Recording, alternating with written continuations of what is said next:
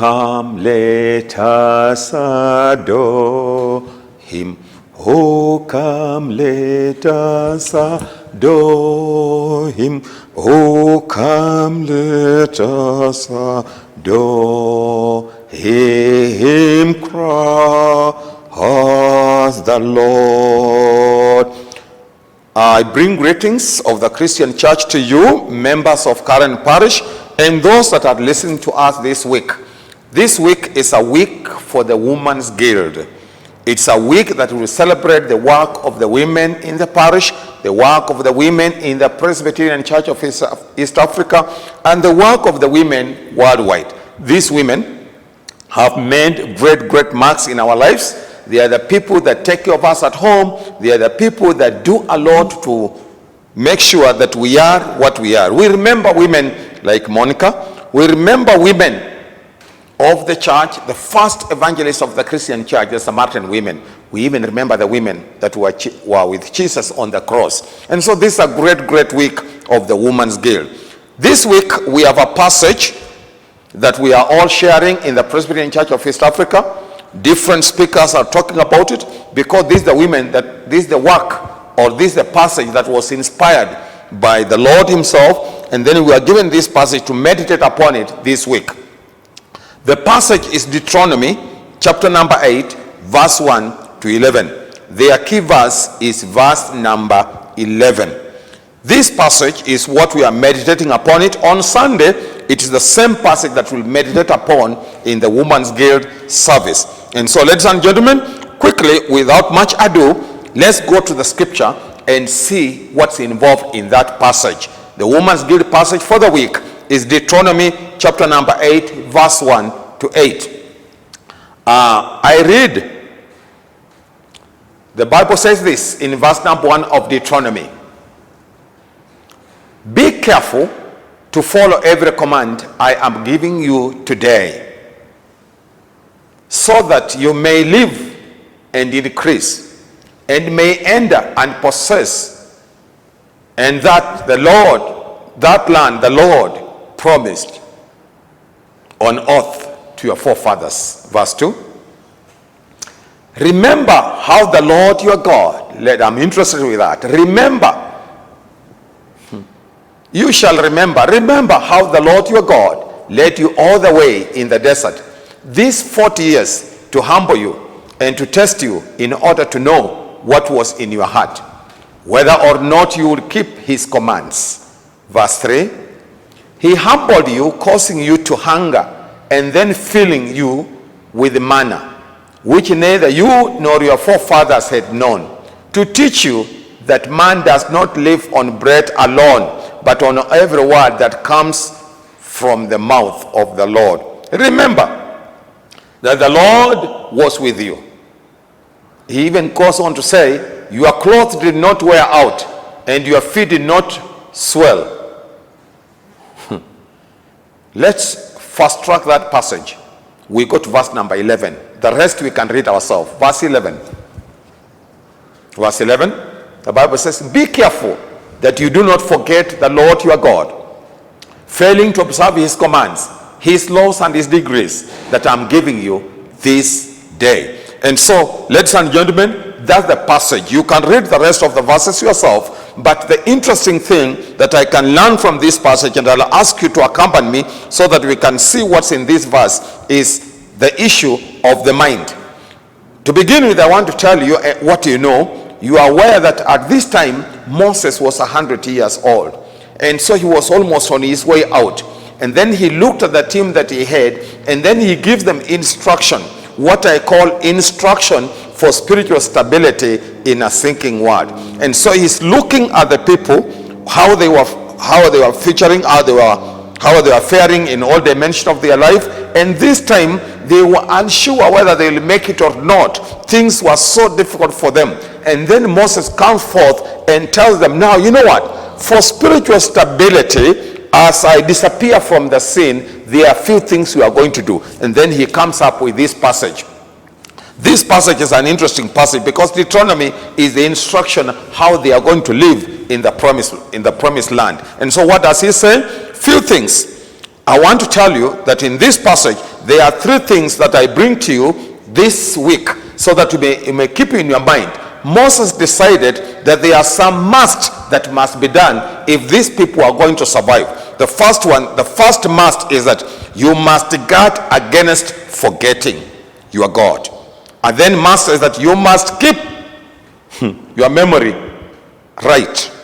And then the other must, you must use your memory. When you think of memory, it's very interesting. Moses said, number one, you must guard against your forgetting your God. Make sure you use your mind very well. And then number two, you must keep your memory right. And then you must make sure that your memory remembers or use your memory very well. Memory is an interesting thing. People in the business world, what they do, they always make sure our memory is right. For example, there are those who are in the business world. In the business world, you have seen companies say, our company supplies peanuts. Peanuts were the best peanuts yesterday on the market. And so when you use them today, you'll be sure you'll be successful. That's what businessmen do. They always jog our memory. They always remember what they did yesterday, and then it helps them today to move forward. This is the kind of thing Moses was doing in this passage. Memory is very important. So what did Moses tell his people for spiritual stability in a sinking world? What did he tell them? In verse 2, three things I want to bring it to you. From verse 2, I ask you can't remember. Number one, in verse 2, let the past instruct you. You shall. That's past tense in verse 2. And then there's something in verse 5. Verse 5. Give me verse 5 so that I can let you know.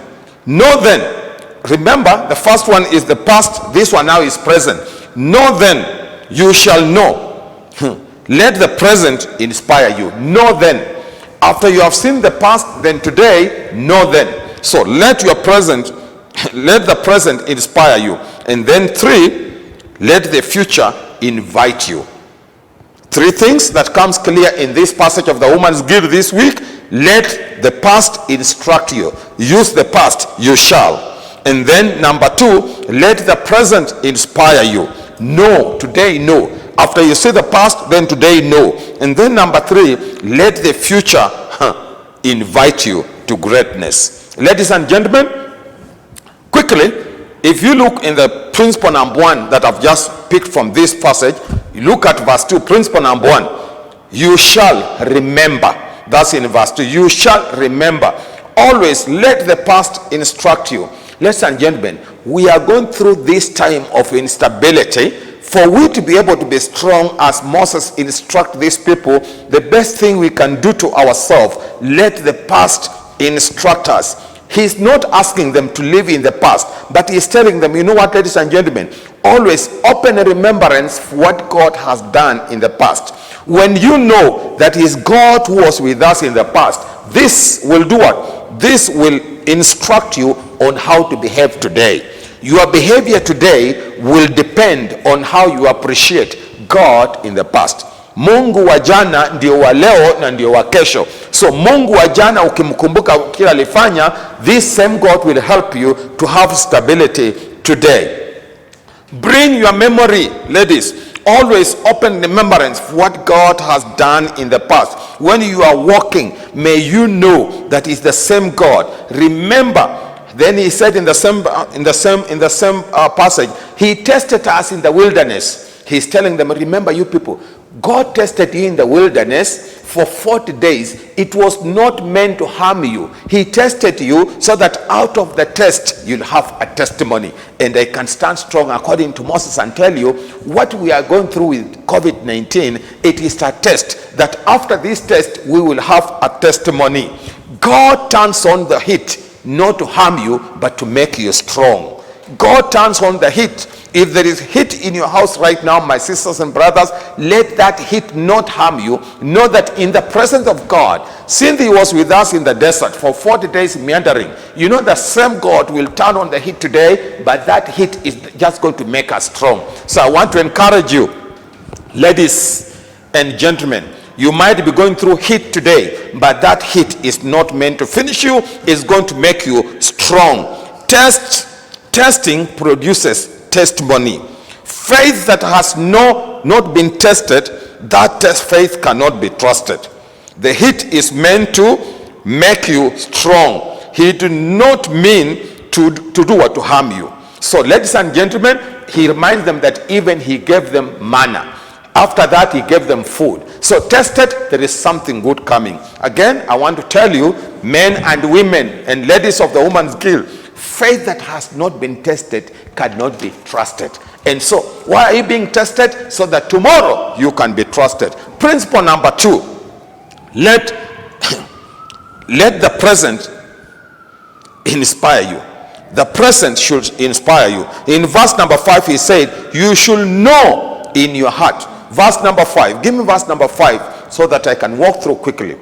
Know then in your heart that as a man disciplines his son, so the Lord your God disciplines. So this should inspire you. Know then today, the past, then come to present. You should know in your heart.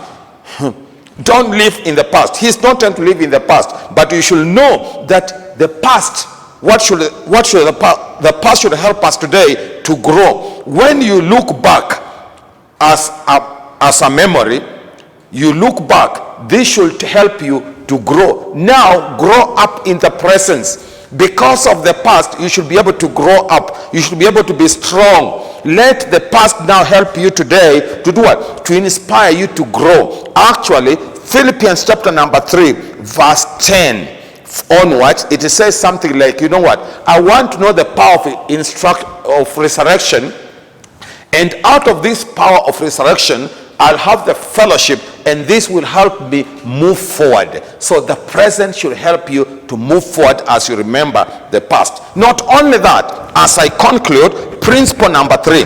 Principle number 2 is let your present inspire you. Principle number 3, let the future invite you. Verse number 6. Verse number 6 has this to say. Look at verse number 6. Verse number 6. Observe the commands of the Lord your God, walking in his ways and referring him. Observe. So what does that mean? That is what? Future. Let the future invite you. You shall keep the future. What does that mean? Observe is asking for obedience. Obedient, ladies and gentlemen, is the response of love. Now that you know the past, so the past has brought you the present. The present inspires you. So this will help you to be obedient. Obedient is the response of love. Ladies and gentlemen, does what you say change what you do? If what you saw yesterday and what you are present, it will help you to be obedient. After you have discovered what he was, what he is, what he will be, then this should help you to be obedient. Finally, verse number 10 has this. After you have eaten, after you have gone through that verse number 10, it says, when you have eaten and are satisfied, praise the Lord. Remember to give God thanks. After you have eaten, look up. Ladies and gentlemen, the principle is simple. The past, the present, and the future.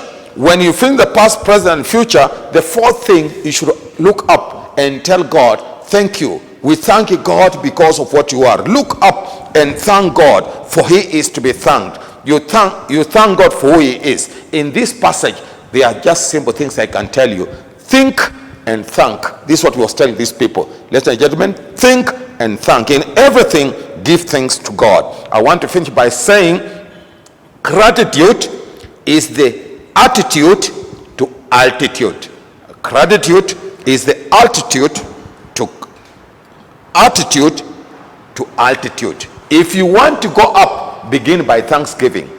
And not only thanksgiving, you'll be able now to climb higher. Remember what God did. Remember to give thanks every day. Ladies and gentlemen, God bless you for this week as we look forward to meet in the week, to meet on Sunday as we worship together with the Women's Guild. God bless you.